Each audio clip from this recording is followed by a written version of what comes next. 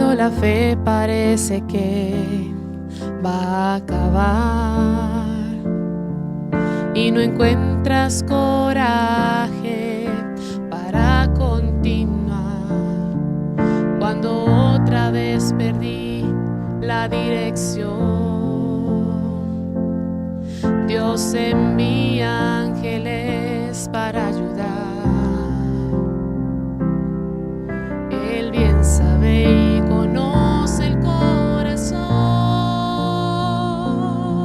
sabe de las luchas que enfrentas hoy, y sin fe no puedes agradar a Dios. Por eso ábrele hoy tu corazón, tienes que orar.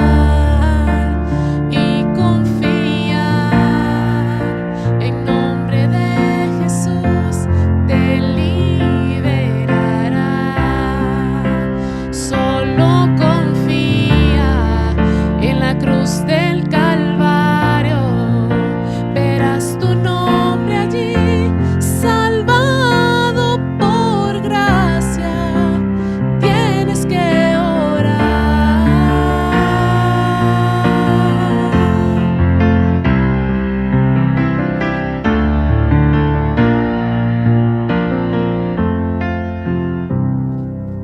Cuando la fe parece que va a acabar y no encuentras coraje para continuar, cuando otra vez perdí la dirección, Dios envía ángeles para ayudar. Él bien sabe y conoce el corazón, sabe de las luchas que enfrentas hoy, y sin fe no puedes agradar a Dios. Por eso ábrele hoy tu corazón, tienes que orar y confiar en nombre de Jesús.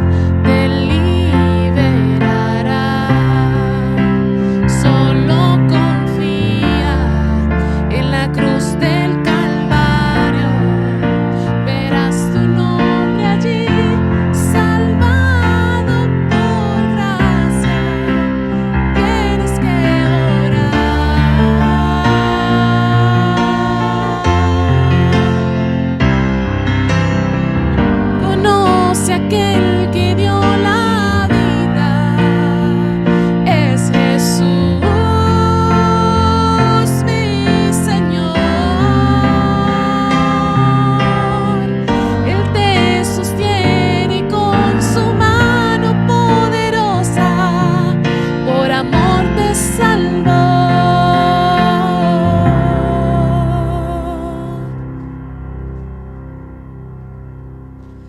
Tienes que orar y confiar en nombre de Jesús, te liberará. Solo confía en la cruz del Calvario, verás tu nombre allí, salvado por gracia. Tienes que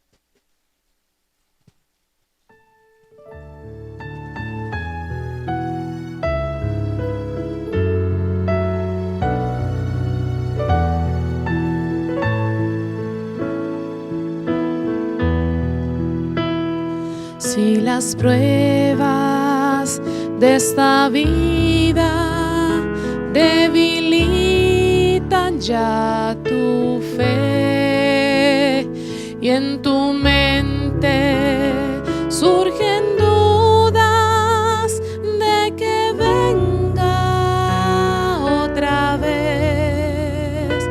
Mira hoy hacia el Calvario, a la cruz donde sufrí. ¿Qué más prueba quieres que esta? Te amé hasta morir. Aunque pienses que demoro y sientas que me atraso, un día prometí volver y pronto lo cumpliré. Aunque pienses que demoro y sientas que me atraso, yo no me olvidé de ti. Vendré otra vez.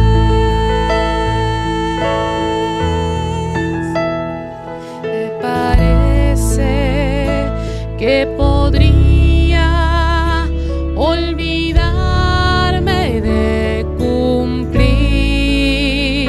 si la historia de este mundo rojas huellas ya dejé?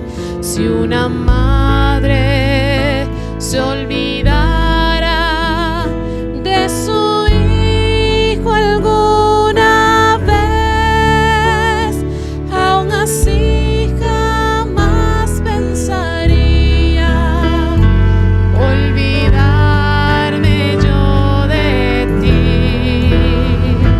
Aunque pienses que demoro y sientas que me atraso, un día prometí volver y pronto lo cumpliré. Aunque pienses que demoro y sientas que me atraso, yo no me olvidé de ti.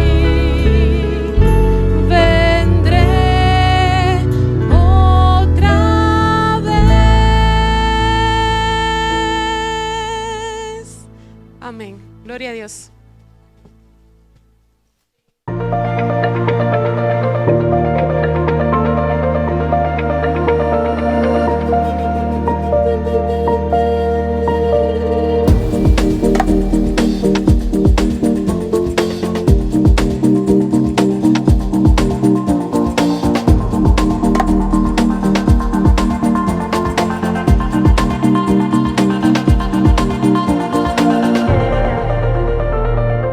Les saluda de nueva cuenta el pastor Roberto Herrera teniendo aquí con ustedes el privilegio de compartirles un resumen de las ideas más importantes de algunos de los capítulos de este libro. En este caso estamos para estudiar juntos el capítulo número 5, que tiene como título El miembro de iglesia y su papel dentro del sistema financiero adventista. Qué tema más interesante, ¿no? Es un tema de vital importancia para que una iglesia pueda crecer, mantenerse saludable y sobre todo cumplir la misión que el Señor le ha otorgado. Y yo espero que las ideas que hemos puesto en este capítulo contribuyan a provocar una discusión, un análisis profundo de este tema en todas las congregaciones, de tal manera que cada miembro de la iglesia sepa hacia dónde vamos y sepa cuál es su papel dentro de esa marcha del pueblo de Dios. Bueno, obviamente que el tema de cuál es el papel que jugamos los miembros de iglesia en el sistema financiero adventista es de la mayor importancia. Ya más temprano en el estudio de este libro habíamos hecho una declaración con relación a que el miembro de la iglesia es la base del sistema financiero. La forma como se financia la obra de Dios dentro del adventismo del séptimo día, está diseñado el sistema para que todos los que somos parte de la iglesia estemos involucrados, juguemos un papel. Así es como el Señor, dueño de la iglesia, lo ha establecido. Y cuando usted mira cómo la iglesia consigue los recursos, usted se da cuenta en primer lugar que no hay duda de que Dios es el gran proveedor de la iglesia. Y la Biblia tiene innumerables textos bíblicos que indican esa cualidad de Dios. Él es un gran proveedor de sus hijos, de asuntos espirituales y también de los asuntos físicos, materiales. Y en el caso de la iglesia, Cristo es no solo el que la fundó, Él también es la cabeza de la iglesia. Gálatas 5:27 dice eso muy bien. Él es la cabeza y es también el salvador de la iglesia. Quiere decir eso que cualquier situación que enfrente la iglesia, el Señor está ahí para atenderla. Y cualquier necesidad que tenga la iglesia, el Señor está ahí para suplirla. Ahora, cuando uno mira el tema financiero en nuestra iglesia, también puede reconocer que aunque Dios es quien provee todo, aunque Dios es quien se encarga de la marcha del pueblo, de su pueblo en esta tierra, Él ha decidido proveer esos recursos a través de las personas que conforman la iglesia. Dicho de otra manera, el plan de Dios no es bendecir una organización. Dios bendice personas. Y las personas consagradas a Dios, en las manos de Dios, pues al ser parte de una organización, la bendicen, la ayudan a echar adelante y a cumplir su misión en esta tierra. Así que no lo olviden, Dios provee, pero Él lo hace por medio de las personas cuando se trata de los recursos financieros en su iglesia. Hay cosas que Dios la provee Él y que no nos usa a nosotros, ¿no? El sol sale todos los días por bondad de Dios y nosotros no tenemos nada que ver con eso.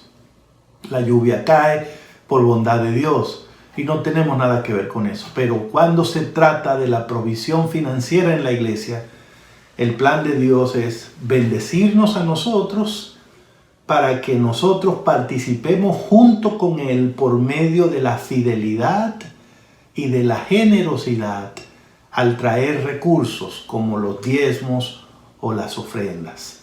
Así que está claro, Dios no necesita dinero para Él ser Dios, pero la iglesia de Dios sí necesita dinero para cumplir la misión que Dios le ha dado.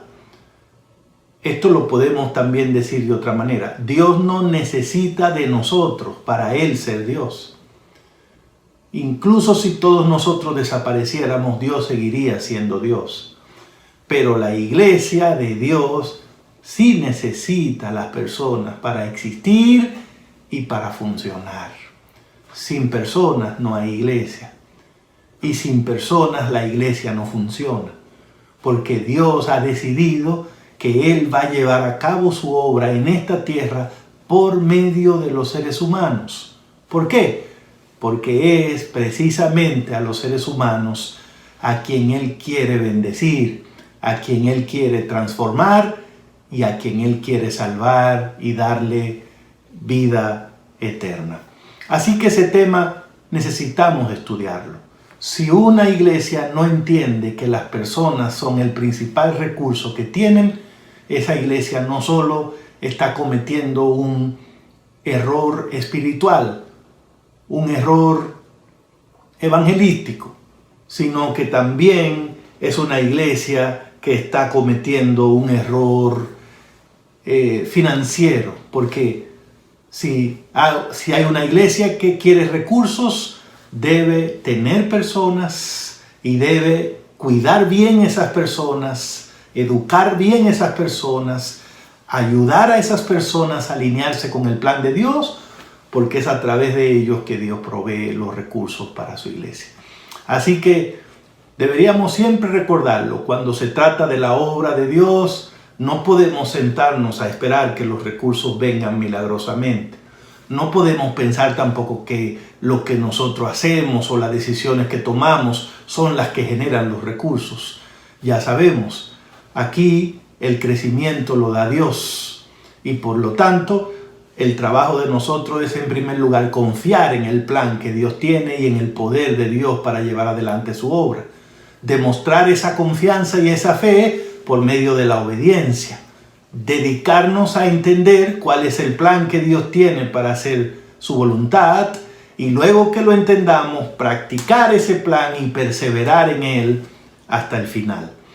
Así que, como es tan importante que cada miembro de iglesia entienda su papel, cada miembro de iglesia entienda de qué formas es que Dios quiere usarlo para que su iglesia eche adelante, para que él o usted o yo contribuyamos con el avance de la obra. Y no solo de qué forma Dios tiene planes de eso, sino qué significado tiene ese plan que Dios tiene con relación a nuestra salvación y a nuestra relación con Él. Como eso es tan importante, pues en el capítulo número 5 que estamos estudiando, hemos incluido algunos de los conceptos fundamentales que hemos conseguido en la Biblia, en el espíritu de profecía, acerca del papel que juega el miembro de la iglesia en esto del sistema financiero. Algunas de esas ideas que voy a mencionar ahora, que son parte de este resumen. Número 1 es entender que el plan de Dios para las finanzas de la iglesia está basado en el miembro de la iglesia, no en la iglesia misma como organización. Hemos dicho eso, pero es necesario repetirlo, reenfatizarlo, porque es muy importante. Y aquí voy a leer solamente una declaración. El Señor no se propone venir a este mundo para poner oro y plata a disposición del adelantamiento de su obra. Lo que Él hace es que proporciona recursos a los hombres para que estos, mediante sus donativos y ofrendas, mantengan su obra en progreso. Es sumamente claro. ¿Qué pastor no puede entender eso? ¿Qué anciano de iglesia, qué dirigente de la iglesia no puede entender este plan? ¿Qué miembro de iglesia tenga 40, 50 años o haya llegado ayer, no puede entender este plan? Escuche bien, toda iglesia necesita recursos financieros para llevar a cabo el ministerio que tiene que llevar a cabo. Muy bien, ¿cómo consigue dinero la iglesia? Dios se lo provee. Muy bien, ¿cómo se lo provee Dios? Bueno, aquí está. El plan de Dios no es mandarle dinero a la iglesia, a la organización, no. El plan de Dios es darle recursos a todos los que son miembros en esa iglesia.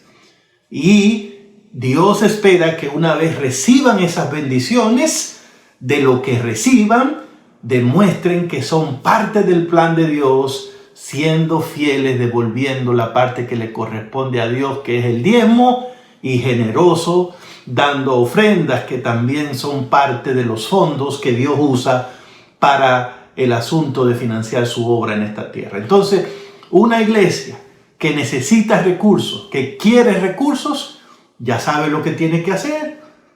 Alinearse con el plan de Dios, buscar personas, ser abierta a las personas, ser amigables con las personas, tener un plan permanente para alcanzar personas y también, una vez que alcance a las personas, asegurarse de ayudarlos a crecer espiritualmente, ayudarlos a tener el conocimiento con relación a este plan que les permitiría participar de acuerdo con el papel que el Señor le ha asignado dentro de su iglesia. Bueno, hermanos, es un capítulo maravilloso y yo creo que al final, como conclusión de todo esto, me parece que este capítulo es una invitación a que todos estudiemos realmente de qué se trata el hecho de que seamos miembros de la iglesia. ¿Por qué el Señor nos trajo aquí?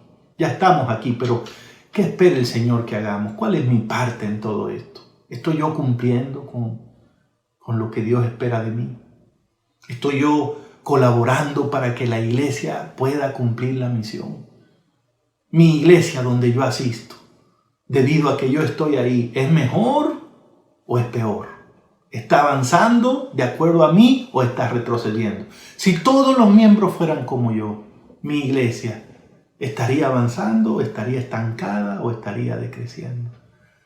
Hermanos queridos, mientras yo estudié para hacer este capítulo, todo lo que encontré en la Biblia y el Espíritu de Profecía es que Dios demanda una responsabilidad personal, un compromiso individual. La Biblia está llena de textos que hablan de que cada uno se presentará delante de Dios con su ofrenda. Cada uno dé como propuso en su corazón. Cada primer día de la semana, cada uno de vosotros. ¿Te nota el énfasis? ¿No? Personal, individual. El compromiso es de cada uno. ¿Y cuál es ese compromiso? Número 1, conocer el plan de Dios. Número 2, respetar ese plan, obedecer ese plan, cumplir mi parte dentro de ese plan. Número 3, mantenerme informado dentro de la iglesia y ver si se está avanzando como Dios quiere o si hay obstáculos que están impidiendo que como iglesia avancemos. Otro punto, revisar mi propia vida. ¿Estoy yo dirigiendo mi vida de acuerdo a los principios de la palabra de Dios para la administración de los bienes financieros? ¿Está mi negocio alineado con el plan de Dios en la fidelidad en los diezmos, en la generosidad en las ofrendas? ¿Es mi familia una familia fiel a Dios o que sustrae fondos de Dios? ¿Soy yo como persona y mi familia alguien que trae todos los diezmos y las ofrendas al alfolí? ¿O no lo estoy trayendo? ¿O lo estoy trayendo incompleto? Yo creo que imagínense lo que pasaría en las iglesias si cada uno hace su autoanálisis y si cada uno se propone cumplir su papel dentro de la iglesia para gloria de Dios. Entonces, lo que va a ocurrir es lo que dice Malaquía. El Señor abrirá las ventanas de los cielos y derramará sobre nosotros bendiciones hasta que sobre y abunde. Y así la iglesia irá adelante cumpliendo la misión. Y millones conocerán a Cristo. Y muchos de ellos aceptarán el Evangelio, se unirán a la iglesia. Y tendrán la posibilidad de crecer espiritualmente y de heredar la vida eterna en Cristo Jesús. Ese día, entonces la iglesia ya no necesitará más recursos financieros. Porque ya no será una iglesia militante, será una iglesia triunfante y estaremos con Cristo por la eternidad. Cuando ese día llegue, espero que tú y yo estemos ahí. Pero si queremos estar ahí, debemos estar ahora también participando activamente en los planes del Señor. Que Dios te bendiga, que Dios te dé ánimo espiritual para unirte a sus planes, cumplir tu lugar, tu papel y ayudar al triunfo de esta iglesia que está asegurado en Cristo Jesús. Que Dios les bendiga, hermanos.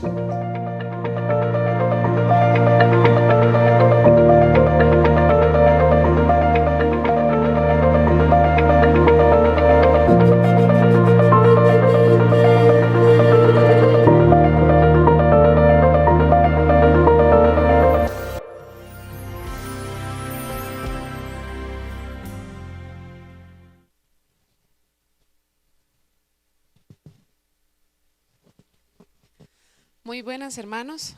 Vamos a dar inicio con una pequeña oración. Inclinemos el rostro para orar. Padre nuestro que estás en los cielos, invocamos tu presencia para que nos acompañes, para que estés con nosotros, para que bendigas cada una de las cosas que tenemos preparadas para nuestros hermanos, que tu Santo Espíritu pueda guiarnos. Te pedimos que tu palabra pueda llegar a cada uno de sus corazones y que te quedes con nosotros en el nombre de Cristo Jesús. Amén.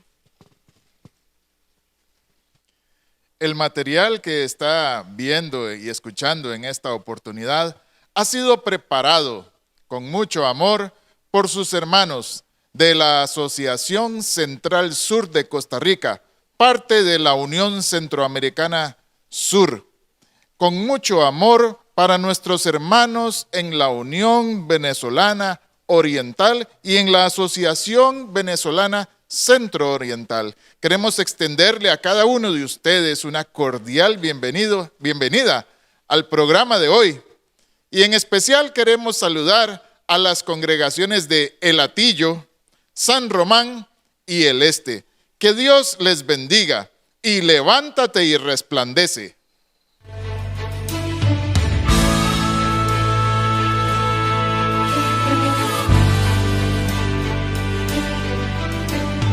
Densas penumbras invaden el largo camino que hemos osado un día seguir, con rumbo al cielo. Y muchos son los que pierden el rumbo cargados en la noche oscura de su distracción, asfixiando el tiempo. Es momento de alzar nuestros faros y brillar. Levántate y resplandece, toma el yelmo de la salvación. Llena tu lámpara con aceite y ven conmigo. Grande es la viña y pocos son los obreros dispuestos a ir. Dios te acompañará, te sostendrá.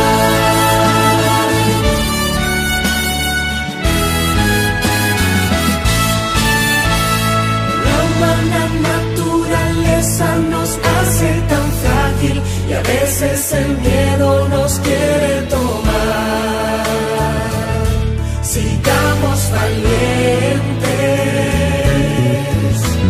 Podemos confiar en un Dios que nos cuida y nos guarda, protege y sustenta en medio del mar. Nos da de su gracia. Es momento de alzar nuestros faros y brillar.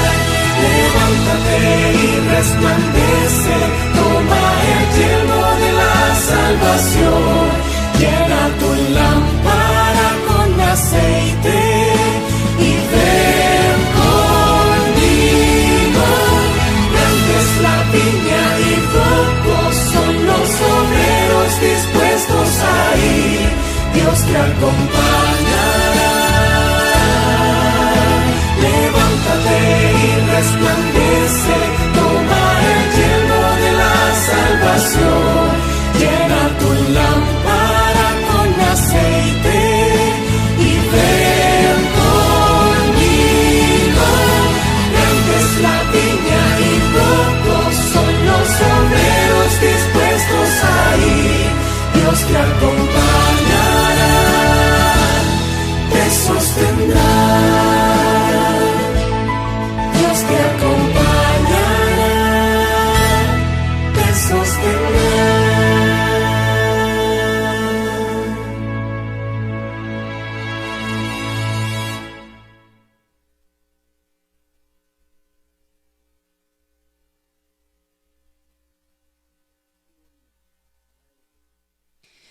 Qué gusto volver a encontrarnos en esta ocasión.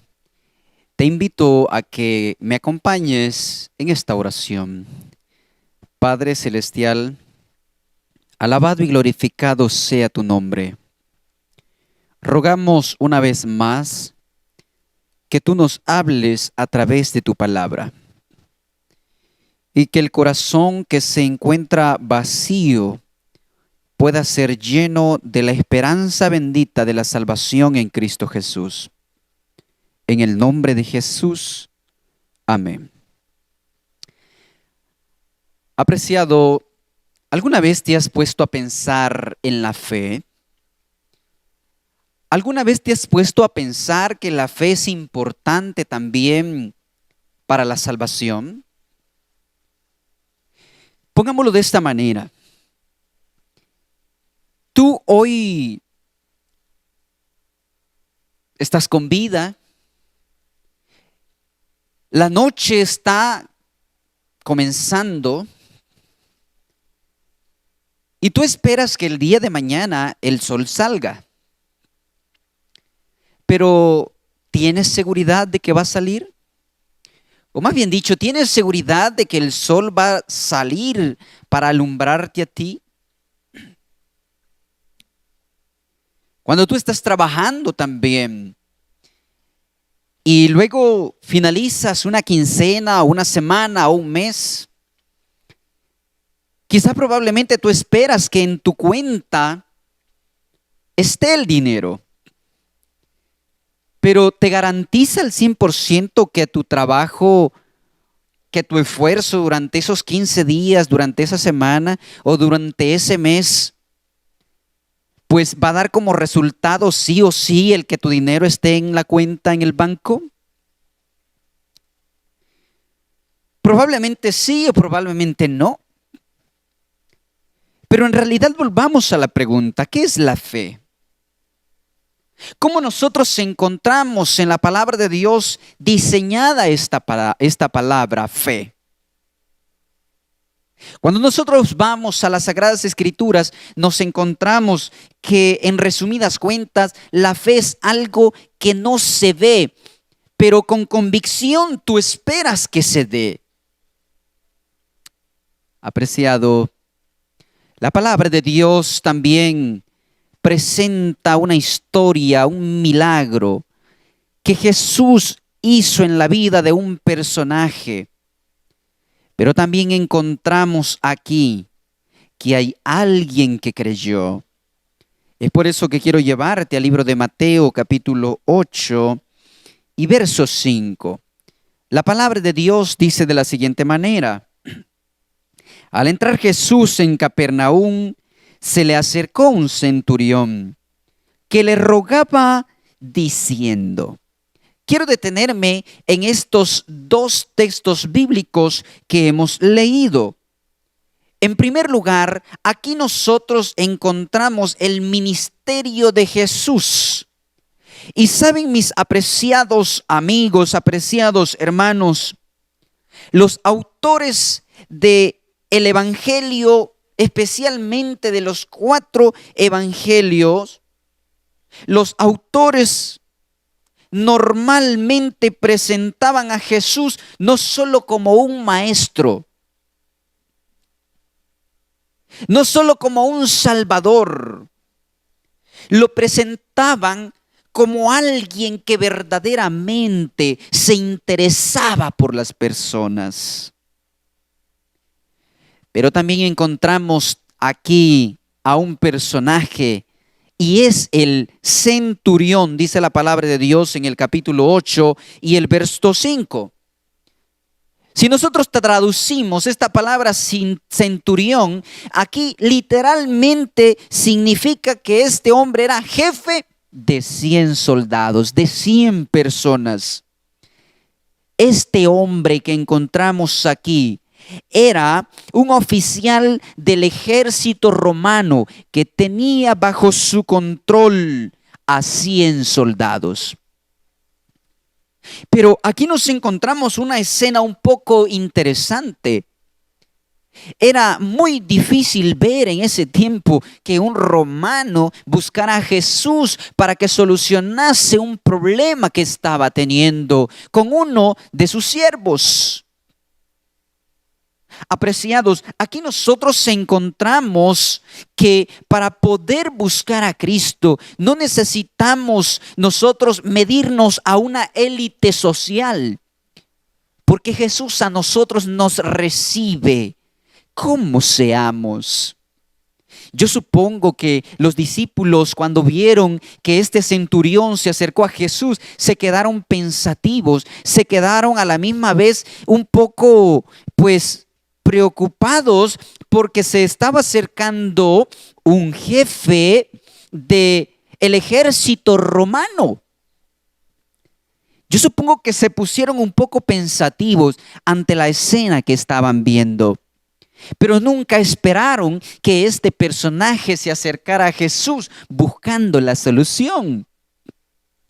Ahora, déjame leer otra porción de los siguientes textos. El verso 6 dice de la siguiente manera, diciendo: Señor, mi criado está postrado en casa, paralítico, gravemente atormentado.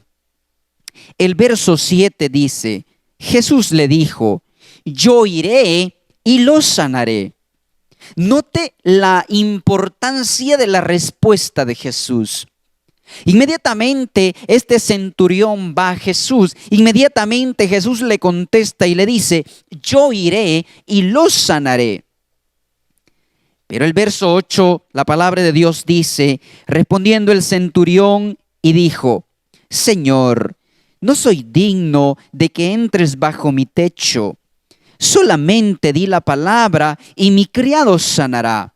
Verso 9, pues también soy hombre bajo autoridad y tengo soldados bajo mis órdenes. Y digo a este, ve y va. Y digo al otro, ven y viene. Y a mi siervo, haz esto y lo hace. El verso 10 presenta la respuesta de Jesús. Al oír esto, Jesús se maravilló y dijo a los que lo seguían: de cierto os digo que ni aún en Israel he hallado tanta fe como en este hombre. Verso 12. Pero los hijos del reino serán echados a tinieblas de afuera. Allá será el lloro y el crujir de dientes. El verso 13 dice: entonces Jesús le dijo al centurión: vete como creíste, y te sea hecho. Y su criado quedó sano en aquella misma noche. Apreciado, la palabra de Dios en primer lugar nos presenta a un personaje. Como ya hemos dicho, era un personaje que comandaba a 100 soldados. Él fue y buscó la presencia de Jesús. Probablemente los amigos le decían: ¿pero qué vas a ir a hacer con Jesús? No creo que Jesús te tome tanta importancia. Pero aquel soldado decidió ir a Jesús, probablemente ante la burla de algunos de sus soldados. Él decidió ir directamente. Él no fue y buscó un médico inmediatamente. Él fue y buscó a Jesús porque él sabía que Jesús era la solución. Pero ahora nos encontramos también una escena interesante. La palabra de Dios dice que cuando Jesús le dijo: mira, yo voy a ir a tu casa en este momento, la palabra de Dios dice que aquel centurión le dijo: Señor, no soy digno que entres a mi casa, pero si tú mandas que mi siervo sea sano, él sanaría en este momento, porque yo también soy un hombre de autoridad. ¿Qué era lo que le estaba diciendo? Jesús era en ese tiempo, era para muchos un personaje que simplemente sanaba porque tenía un poder diabólico, como decían. Pero para este hombre Jesús marcaba la diferencia. y no era el mismo que aquellos murmuraban y decían, aquellos que estaban en contra de Jesús. Aquel hombre decidió confiar en Jesús. Aquel hombre decidió caminar por el camino correcto hacia donde se encontraba Jesús. Pero aquel hombre, cuando iba hacia Jesús, iba con fe. Aquel hombre creía que lo que él buscaba en ese momento se realizaría. Aquel hombre demuestra una fe trascendental. Era algo inusual probablemente para muchos de que aquel criado que él tenía sanara de inmediato. Pero aquel hombre creía. Y creía en el poder sobrenatural de Jesús. Y te digo en esta ocasión, para ti, ¿quién es Jesús? Para ti, ¿quién es Jesús? Puedes decir, yo creo, yo sé que Él existe. Pero hay algo más que tú y yo necesitamos hacer. No solamente decir que Dios existe. Necesitamos ir a la presencia de Jesús. Necesitamos escuchar el llamado de Jesús. Necesitamos hoy creer que Él puede transformar nuestra vida. Necesitamos creer que Él quiere salvarnos. Necesitamos saber que el mundo en el que vivimos pronto ha de terminar. Necesitamos saber que la única solución para nuestros problemas es Jesús. Él es la única solución. Aquel hombre tenía no solamente autoridad. Aquel centurión tenía también honores.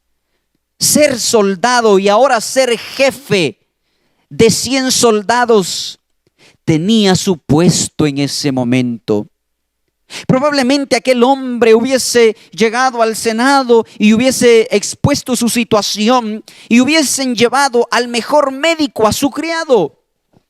Pero aquel hombre, aunque tenía todo para poder hacerlo, no lo hizo. Aquel hombre fue a Jesús. Es que las cosas materiales de este mundo no son la solución para la decadencia humana, el pecado, el dolor, la enfermedad, el problema familiar. Yo no sé por qué circunstancias tú hoy estés pasando. Probablemente estás agobiado porque en tu familia hay una decisión que tienen que tomar. Probablemente te angustia el problema financiero y tienes que sostener a tu familia. Probablemente te agobia la pandemia. Probablemente te agobia tu situación emocional. Estás con depresión. Te sientes triste. Sientes que no tienes nada gusto en la vida.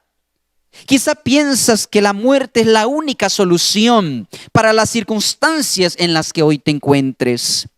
Probablemente hoy también estás sufriendo por un hijo tuyo que está cerca y que está sufriendo por un vicio o por una enfermedad probablemente. O probablemente sufres porque tu hijo no está contigo, está en el extranjero o está en otra ciudad, pero tu hijo hoy está lejos de Dios y tú te preocupas a cada momento. Probablemente hoy estés pasando por el peor momento en tu matrimonio. Probablemente estés pasando por una decisión en la que tú estás pesando en balanza, divorciarte o no divorciarte. Probablemente tú has gastado también todo tu dinero para poder solucionar la situación en la que te encuentras. Pero déjame decirte que hoy hay una solución. Hoy hay una solución. No importa si ya agotaste todos tus recursos. Aunque debió haber sido el primero Jesús, antes de gastar todos tus recursos, hubiera sido bueno, hubiera sido lo mejor ir a la presencia de Jesús. Pero aunque probablemente hoy sea el último recurso para ti, Jesús abre sus brazos. Jesús te recibe. Jesús no está con un dedo señalador. Como ya no te quedaron opciones, ahora sí vienes a mí. No. Esa es la condición humana. Pero Jesús está abriendo sus manos. Jesús te dice: hijo mío, aquí estoy. Quiero levantarte. Tu luz ha llegado. Tú vas a resplandecer para honra y gloria. Este es el momento en que tú abras el corazón. Yo quiero sanarte. Tú tienes fe en mí, entonces crees en mí. Entonces dice la palabra de Dios, yo haré contigo conforme también a esa fe que hoy tú tienes. Apreciado amigo y amiga, tú tal vez puedes decir, sí, pero es que yo soy malo, pero es que yo soy mala, pero es que yo he hecho esto, pero es que yo he hecho aquello. Es que yo creo que Jesús no me va a escuchar. Aunque yo creo en Él, aunque tengo fe en Él, yo soy demasiado mala para que Jesús me escuche. Quiero decirte que a Jesús no le interesa los pecados que tú hayas cometido en el pasado, hoy, en la mañana, ayer, antier, el mes pasado. A Jesús no le interesa eso. A Jesús le interesa el presente de tu vida. Porque el pasado ya no existe. Pero hoy Dios te entrega a ti la linda oportunidad de la restauración, del perdón y de la salvación. ¿Qué harás ante esa invitación? Si hoy hemos visto que Jesús es la solución, ¿continuarás buscando tú la propia solución? ¿O vendrás a los brazos de Cristo Jesús y le dirás, Señor, yo creo en ti. Yo quiero que tú entres en mi corazón. Yo quiero recibir la salvación. Yo no quiero hundirme en este mundo. Yo quiero ser parte de uno de esos salvos. Ten misericordia de mí, oh Dios. Esta ocasión, yo te invito para que tú aceptes a Cristo Jesús como el único medio de salvación en tu vida. Aunque para el mundo quizá eres insignificante, para tu vecino, para tu vecina, para tu amigo, tu amiga, no sé. Tú has llegado a sentir en algún momento que ya no y les interesas como antes. Yo no sé cuál sea la circunstancia, pero déjame decirte, para Jesús tú eres el más importante. Ven a los brazos de Cristo Jesús. Acompáñame a orar. Eterno Dios, alabado y glorificado sea tu nombre. Hoy, Señor, creemos que tus promesas se cumplen en la vida de tus hijos.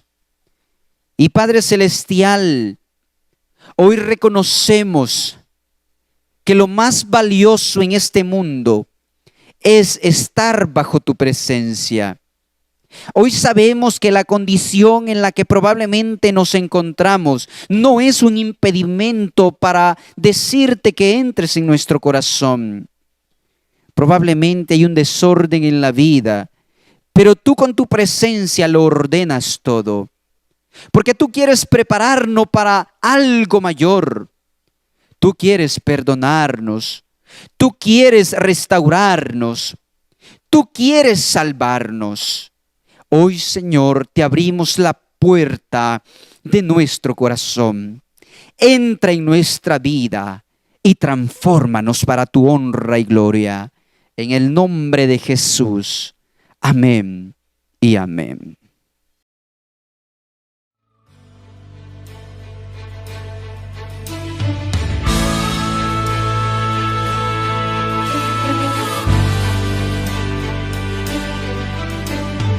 Densas penumbras invaden el largo camino que hemos osado un día seguir, con rumbo al cielo. Y muchos son los que pierden el rumbo cargados en la noche oscura de su distracción, asfixiando el tiempo. Es momento de alzar nuestros faros y brillar. Levántate y resplandece, toma el yelmo de la salvación. Llena tu lámpara con aceite.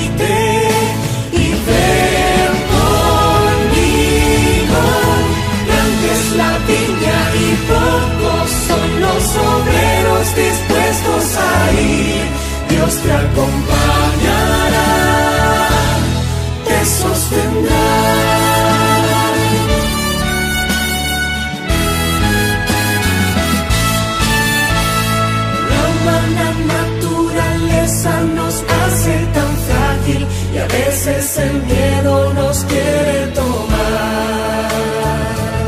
Sigamos valientes, podemos confiar en un Dios que nos cuida y nos guarda, protege y sustenta en medio del mar. Nos da de su gracia. Es momento de alzar nuestros faros y brillar. Levántate y resplandece.